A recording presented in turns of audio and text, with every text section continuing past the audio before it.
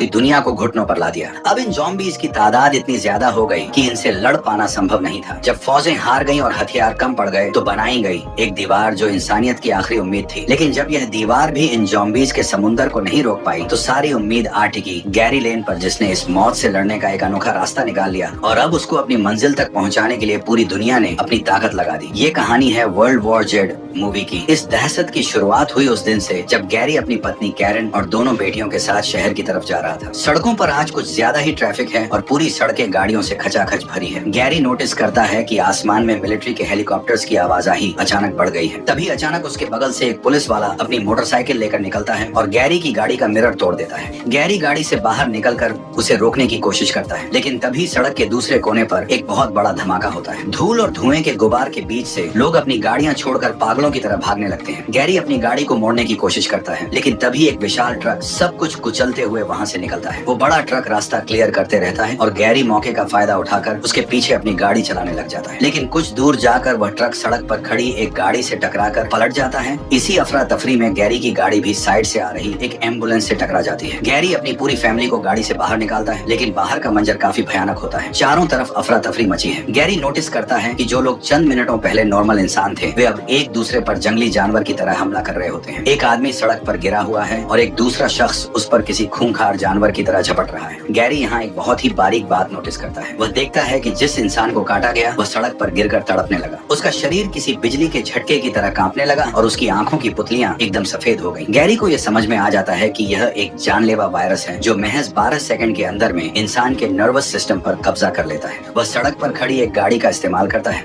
ताकि भीड़ को चीरते हुए निकल सके। एक ज़ॉम्बी उनकी गाड़ी पर हमला कर देता है। कैरन ज़ॉम्बी को लात मारकर गिरा देती है। गैरी ज़ॉम्बियों को कुचलते हुए आगे बढ़ता है और वे लोग वहाँ से भागने में कामयाब हो जाते हैं। कुछ ही मिनटों में पूरा शहर अब ज़ॉम्बियों से भर चुका है। आर्मी भी वहाँ हेलीकॉप्टर लेकर आ चुकी है, लेकिन इस दहशत पर काबू पाना अब संभव नहीं है। शहर से बाहर निकलने के बाद रास्ते में उसकी बेटी को अस्थमा का दौरा पड़ता है। वह अपनी बेटी को कहता है कि पहले हम किसी फार्मेसी में जाकर तुम्हारी दवाइयाँ लेकर आएंगे। इतने में ही गैरी के पुराने दोस्त थियरी का फोन आ जाता है, जो संयुक्त राष्ट्र का डिप्टी सेक्रेटरी जनरल है। थियरी उसे बताता है कि हालात सोच से भी ज्यादा खराब है। वॉशिंगटन, लंदन और मॉस्को जैसे शहर भी इसी आग में जल रहे हैं। थियरी गैरी को कहता है कि वह उसे बचाने के लिए एक एक्सट्रैक्शन टीम भेजेगा, लेकिन इसके लिए गैरी को किसी तरह रात तक सुरक्षित रहना होगा। कुछ घंटों के बाद गैरी न्यू जर्सी शहर पहुंचता है। ये शहर भी पूरी तरह से आग की लपटों में है और यहाँ पर भी चारों तरफ अफरा तफरी मची हुई है। वहाँ गैरी एक फार्मेसी पर रुकता है। जब गैरी वहाँ पर दवाइयाँ ढूंढ रहा होता है तभी वहाँ पर एक लड़का गैरी पर गन तान देता है, लेकिन गैरी की बेटी को देखकर वह अपनी गन नीचे कर लेता है और उनको दवाइयाँ भी दे देता है। जब गैरी वापस आ रहा होता है तब वह देखता है कि 2 दरिंदे उसकी बीवी पर हमला कर रहे हैं। वह अपनी राइफल को ऊपर करके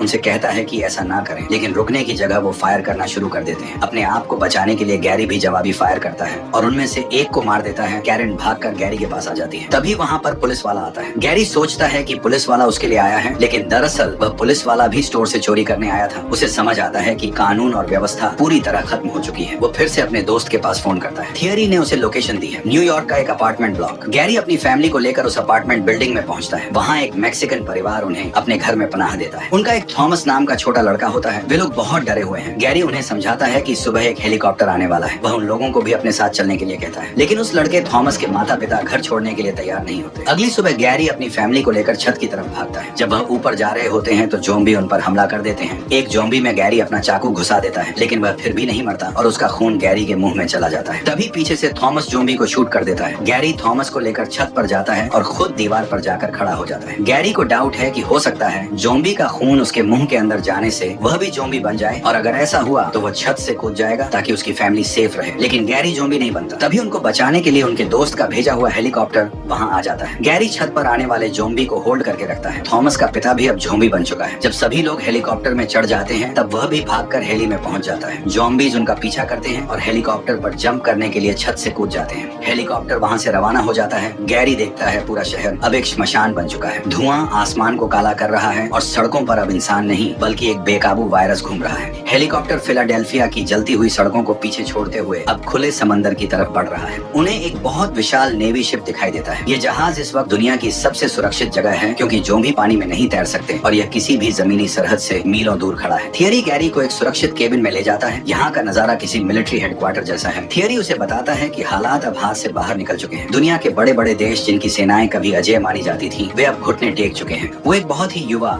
वायरोलॉजिस्ट डॉक्टर फॉसबैक के बारे में बताता है कि वो दुनिया के सबसे बेहतरीन वैज्ञानिक और डॉक्टर्स के साथ यहाँ इस तबाही का हल ढूंढने में लगा है। वहीं पर गैरी की मुलाकात मिलिट्री कमांडर से होती है। कमांडर गैरी को कहता है कि इस जहाज पर जगह और संसाधन बहुत सीमित हैं। यहाँ सिर्फ उन्हीं लोगों को पनाह दी जा सकती है जो इस वायरस के खिलाफ लड़ने में किसी तरह की मदद कर सके। गैरी को एक अल्टीमेटम दिया जाता है, या तो वह एक इन्वेस्टिगेटर के तौर पर दोबारा ड्यूटी ज्वाइन करे और इस वायरस के सोर्स का पता लगाए, या फिर उसे और उसकी फैमिली को वापस जमीन पर मौजूद एक रिफ्यूजी कैंप में भेज दिया जाएगा। गैरी अपनी फैमिली की जान बचाने के लिए इस सुसाइड मिशन पर जाने के लिए राजी हो जाता है। गैरी डॉक्टर फॉसबैक के साथ साउथ कोरिया की एक मिलिट्री बेस कैंप हमफ्रिज के लिए रवाना हो जाता है। इस वायरस का पहला रेडियो संदेश वहीं से आया था। फॉसबैक का मानना है कि प्रकृति बहुत ही चालाक है और वह हमेशा अपनी कमजोरी को अपनी ताकत के पीछे छुपाती है। अगर वे उस पेशेंट जीरो को ढूंढ लें जहाँ से यह सब शुरू हुआ, तो वे शायद वायरस की कमजोरी पकड़ पाएंगे और एक वैक्सीन तैयार कर पाएंगे। जब गैरी और उनकी टीम साउथ कोरिया पहुंचती है, पूरा मिलिट्री बेस सन्नाटे में डूबा होता है और केवल बारिश की आवाज सुनाई दे रही है। जैसे ही वे प्लेन से नीचे उतरते हैं, अंधेरे में से कुछ परछाइयां उनकी तरफ तेजी से बढ़ने लगती हैं। ये ज़ॉम्बी थे। अफरा तफरी मच जाती है। तभी कुछ सोल्जर्स वहां आकर फायरिंग शुरू कर देते हैं, लेकिन डॉक्टर फॉसबैक घबराहट में फिसल जाते हैं और गिरते वक्त उनके हाथ से अपनी ही गन चल जाती है, जिससे उनकी मौके पर ही मौत हो जाती है। जिस इंसान के पास इस समस्या का समाधान था, वह अब नहीं रहा। वो सोल्जर्स गैरी को अपने बेस के अंदर ले जाते हैं। वह वहां मौजूद कुछ बचे हुए सिपाहियों से मिलता है जो उस सुरक्षित बंकर में छिपे हुए हैं। उन सोल्जर्स का कमांडर गैरी को बताता है कि यह सब कैसे शुरू हुआ। वह बताता है कि एक स्थानीय सिपाही ने एक अजीब सा व्यवहार शुरू किया था और जब उसका इलाज किया जा रहा था, तब उसने उस डॉक्टर को ही काट लिया। जब उन्होंने इसे काबू किया, तब तक उनके कई और साथी भी